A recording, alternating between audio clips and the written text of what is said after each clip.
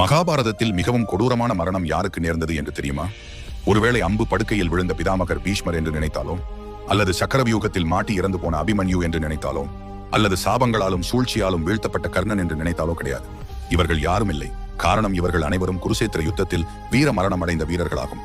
உண்மையில் ஒரு வீரர் தலைகுனிவாகவும் கோழைத்தனமாகவும் நினைப்பது போர்க்களத்தில் அவர் கையில் ஆயுதம் ஏந்தாத போது அந்த வீரர் மரணம் அடைவதாகும். இப்படி ஒரு மரணம் குருச்சேத்திர யுத்தத்தில் யாருக்கு நேர்ந்தது? குருச்சேத்திர யுத்தம் முடிந்த பிறகு பாண்டவர்களின் முகாமில் அனைவரும் உறங்கிக் கொண்டிருந்தனர். அப்போது தன் தந்தையான துரோணாச்சாரியாரின் இறப்புக்கு பழிவாங்க அஸ்வத்தாமன் பாண்டவர்களின் முகாமிற்கு சென்றார். அந்த கணம் முகாமில் உறங்கிக் கொண்டிருந்த துருபதனின் மகனான திருஷ்டத்யுமன் மீது ஏன் என் தந்தையை கொன்றாய் என கூறி வாளை அஸ்வத்தாமன் வீசினார். அப்போது தன் கையில் ஆயுதமில்லாமல் தவித்த திருஷ்டத்யுமன் ஒரு ஆயுதத்தை தன் கையில் கொடுத்து பிறகு கொள்ளும்படி அஸ்வத்தாமனிடம் வேண்டினார். ஒரு வீரனாக சாக வேண்டும் என்பது திருஷ்டத்யுமனின் ஆசை. ஆனால் அஸ்வத்தாமனோ குருவை கொன்றதற்கு இதுவே தண்டனை என கூறி தன் கையாலேயே அடித்துக் கொன்றார்.